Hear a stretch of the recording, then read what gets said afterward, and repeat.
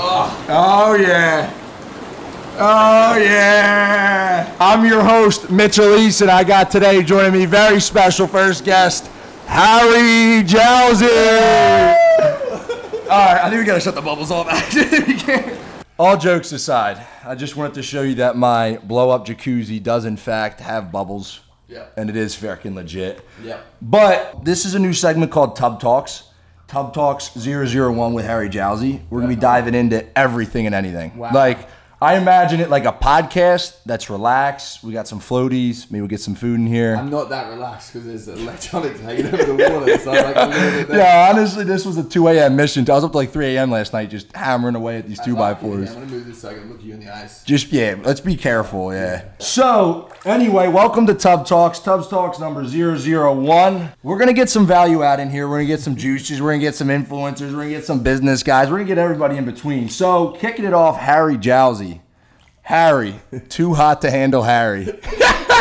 Anyway, I would say you and I are very similar in terms of how we came up, where we are now, where we're going. Like, I feel like you and I resonate a lot on our goals, our ambitions, and how we even got to here.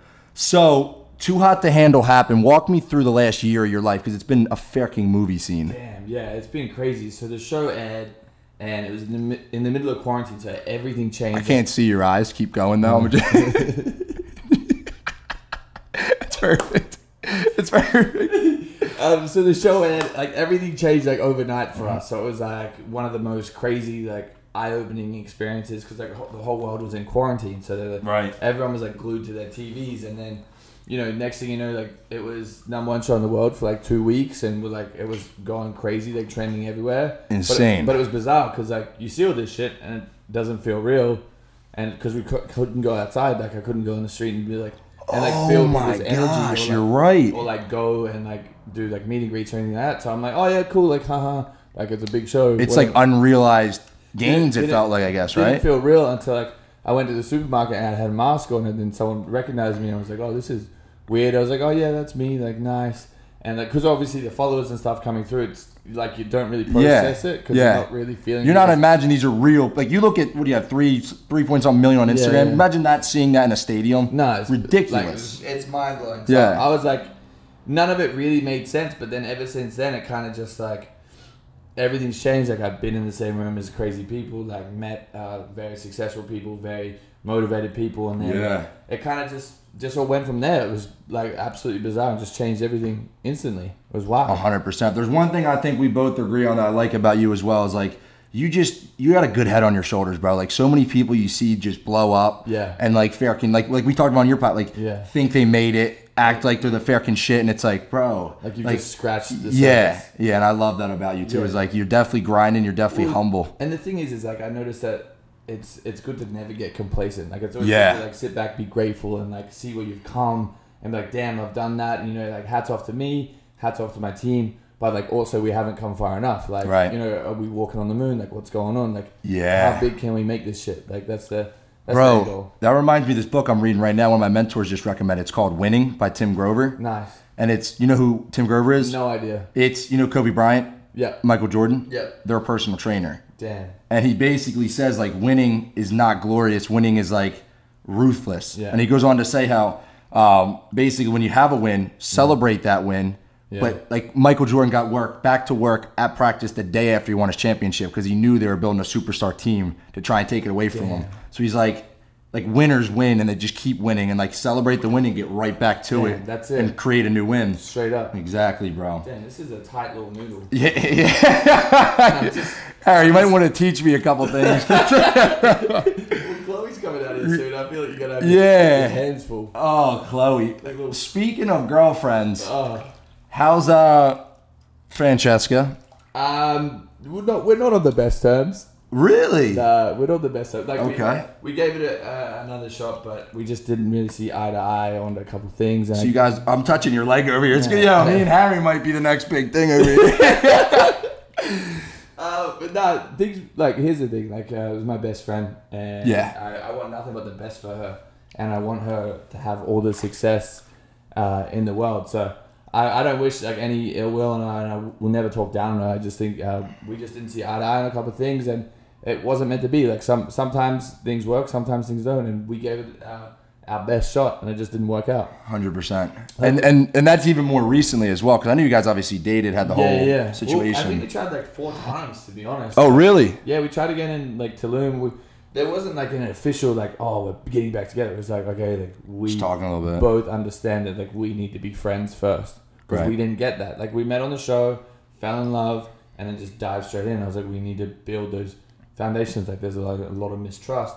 There's a lot of this that went on. There was a lot of that went on behind the scenes. So it was just like, okay, we need to start from the ground up. And the conversations we had were just like, yo, okay, let's be friends.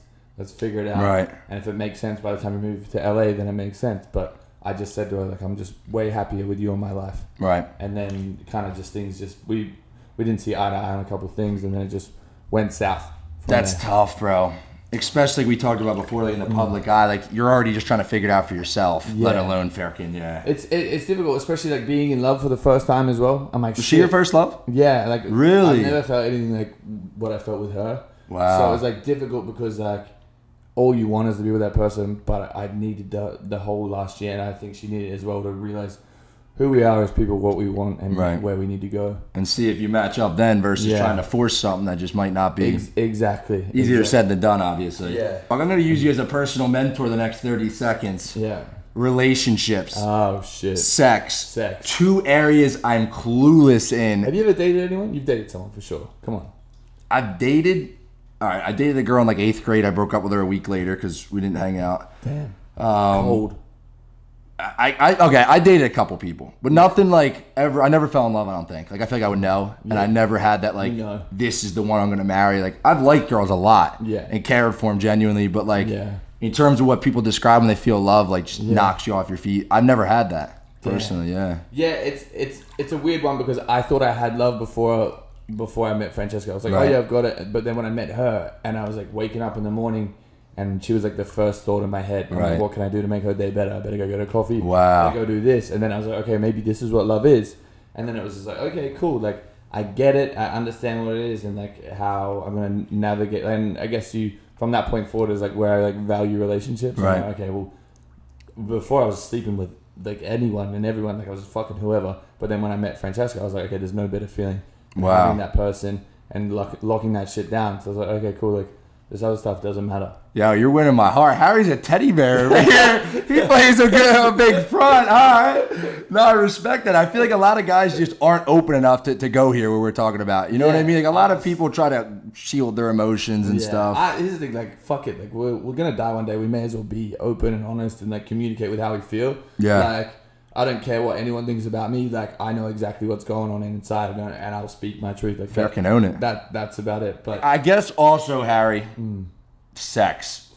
You're a sex guru. I'm a virgin. Have you done anything? Has anyone just milked you till your fucking toes curl? Look, have I caught my fair share of hand jobs and ditties? Without a doubt. Yeah. If anything, I was the Diddy Bop Bandit. Yeah. Now.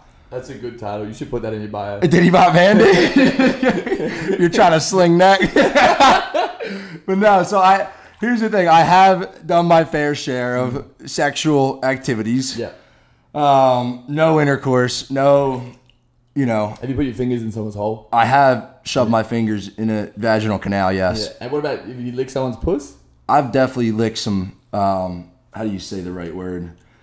Pussy. Vagina, let me ask you this: I've licked some puss. Yeah, I'd lick some roast beef, some mud flaps. Yeah. Have you ever licked a log chute? Yeah. Wow. You haven't? You put your dick there?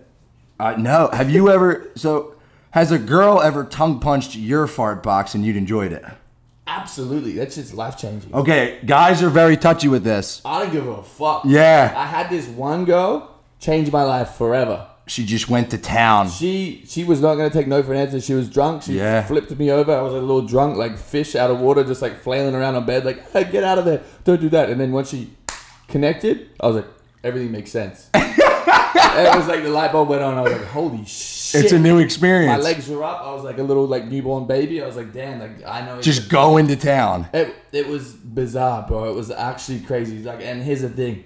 Don't knock it till you try it. I haven't had any fingers up there. I haven't had any of that shit. But like, I'm sure it's gonna happen one day. Yeah. But a tongue, while she's staring into your soul and just beating, absolutely jerking your bird. Like, it was just yeah, one of the most beautiful experiences I've ever had in my entire life. I can't speak from personal experiences, but I know what you're talking about. Put a fucking finger around there for sure.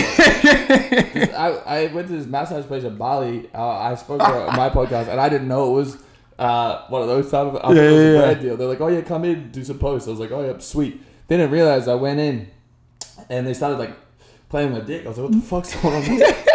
Like, what are you doing? And then she like put like a little finger like around my little hole, like right on the hole, and just right on the. And it was just the craziest little experience I've ever had, and I've never had such an explosive nut in my entire life. Wow. Yeah, I fucking hit the wall in my face. Like I was like, Jesus. Yeah, that's the best when that happens. Yeah. It's just like that second shot is just. Yeah, it's good like boxing training as well because you're just like fucking. Yeah. Where's it coming from? Sometimes you gotta watch. They can be dangerous. I almost blinded a girl. No, really? Yeah, it's dangerous, bro. I got a shot. Are you trying to fuck? Like, oh, bro. Like, I mean, here's the thing. Yes, but I made a commitment to myself, and I don't plan on breaking that. Damn. You know what I mean? Like, I'm he's got the floaties. So I gotta get him off. I made a commitment to fuck as many people as possible. Did you really? What are you up to? What's your body count? Yeah, he jammed them up. He said 3. Yeah. Nah, I think we just hit 11. Yeah. Yeah, 1100, probably. I got some friends that back home that are over 1,000. Damn. We were dogs. I'm nowhere near that, but that's really that's scary. But like I think I slowed down a lot since the show ed because I was again like looking for what I wanted instead of like Here's a question. Here's a question. I got a couple good ones. Have you ever hooked up with anybody else from Too Hot to Handle cast? Yep. Who? Madison and Lydia.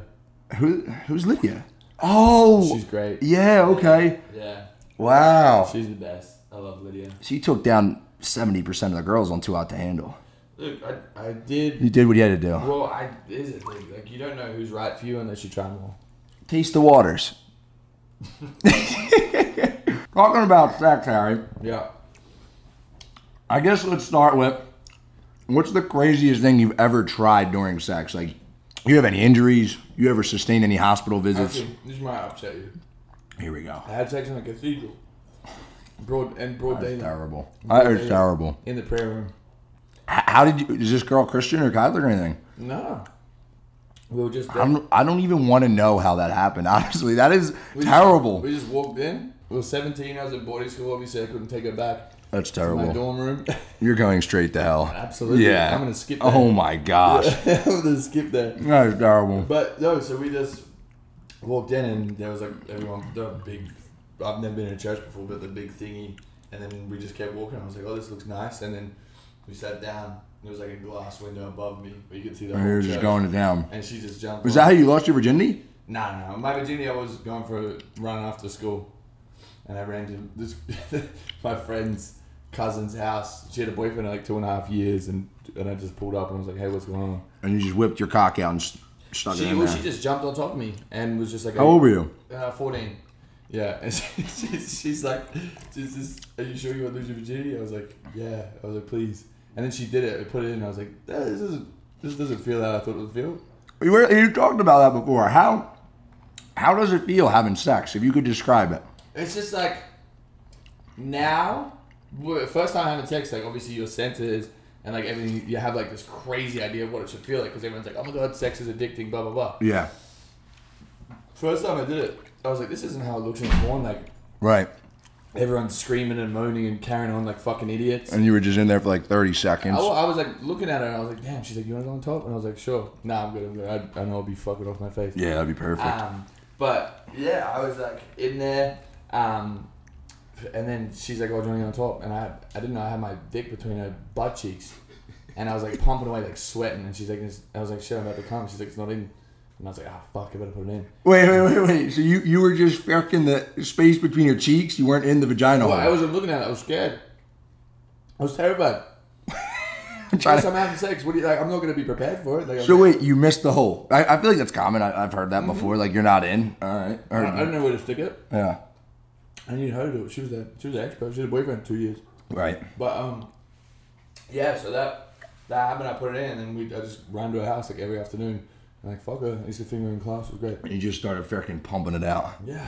Do you ask girls? I feel like not a lot of guys do, because I ask girls a lot, like for feedback when I'm like talking to them, when I'm hooking up, whatever. I'm like, yo, like, what do you like? If I'm trying to, you know, tongue punch their fart box in a sense. See, that's good, because not a lot of people ask questions. Like, people are very selfish. Yeah. And what I've found, like, doing my podcast and like talking to people is like, guys are pretty much selfish and just lay there and like don't give a fuck. And they blow off their steam, and then it's done. Yeah. Whereas like if you ask questions, like, guilty as charged. Learn to be better, you know, like then you're gonna be a better lover.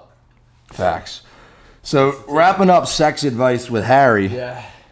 If I'm about to ferk a girl, okay, maybe coming soon. No, I'm ferking with you. But if I'm about to ferk a girl, in a year. I can go to Vegas right now. Yeah, we should get married. I'm Big Spoon, that's for sure. Walk me through, Harry. I see a hot girl. Yeah. Chloe walks in the room. Yeah. What's my game plan to chirp her, take her down? And what do I do to get this, like, get the momentum going? You eat in the box, you tongue punch and fart box, you get in there with some finger action. Yeah. Like, give me the freaking scoop, bro. Well, I just think that, like, the best thing that you can have is patience. Okay. Because like once you're in that moment, you're like, fuck, I need to get it in, like blah blah blah. I need to try and Bust in 3 seconds. I need to try. Like I've been guilty, like to be like freak out and be like, Yeah. this is the hottest girl ever. I need to stick it in before she like loses interest. Like Yeah. shut up. Like you don't need to do that. The most attractive thing you can do is like exercise patience and like not give a fuck about sex. Like really not care. Like obviously you don't really care too much right now, but like once that bull starts running, you're gonna be like, holy shit, I need to just fuck all day long and go crazy. But my biggest thing is like, okay, like you've chat her up, like really just act like you don't give a shit, and then once you get into the bedroom, just really just focus on her. Like that's the main thing. Like you gotta understand, you're gonna end up in the group chat. Right. She's gonna tell her friends about Everything. You need to make sure that like your sole purpose was making sure she had a good time. Okay. Because then, if you do a good job on her, you'll do a great job Let me on back her you up a friends. step. How you get into the bedroom? You just usually open the door and walk in. And then, like, I love all types of sex. I really love being aggressive and being, like, dominant and, like, rough, dirty, hectic sex. Like, for me, that's fun. It's like... Is that a name? Like, is that like kinky shit or? Well, I guess it's like kinky shit. Yeah, it's like you're into that. When you just like, you know, like you got like toys and whips and stuff for girls. Well, I got like really. Well, I got one of my biggest sponsors for my podcast is like a sex toy company. So they just send me boatloads of shit. So whenever someone comes over, I'm like, hey, I need to try this for my podcast. That's his pickup. I gotta try this out for a company. I was like, I need to try it for my podcast. Please don't let my sponsors be mad at me. Just like, sure. Yeah, holy crap. No, I've only ever tried that once. And it worked? And I didn't charge the vibrators. And then she's just like, ugh, okay, I'm going to go it's home. Dead, yeah. I was like, oh, damn. Harry, you mentioned you hooked up with pretty much every girl in the world. Who said that? A lot of girls from Too Hot to Handle, 90% of the cast, but not Chloe. How come? Any red flags I should be weary about? I think, like, as you know, like, Chloe's great. She's stunning. Freaking sweetheart. Ball of energy. Absolutely. Just an all-around, like, 10 out of 10 great girl. Yeah. But, and here's the thing, and I haven't said this anywhere or to anyone. Right. But the biggest thing that stopped me from pursuing Chloe. All right, other than that, green light. Yeah. Implement some of the teachings of this podcast with Chloe, you think? Yeah, absolutely. On the relationship side, you dirty freaking dogs, not the tongue punching fart boxes. That was cute. No. All right, I'm gonna give you 3 girls. You got to fair one, you got to marry one, you got to kill one. You know the drill. Francesca. Yeah. I believe her last name's Fargo. Okay. Tana Mojo. And Julia Rose.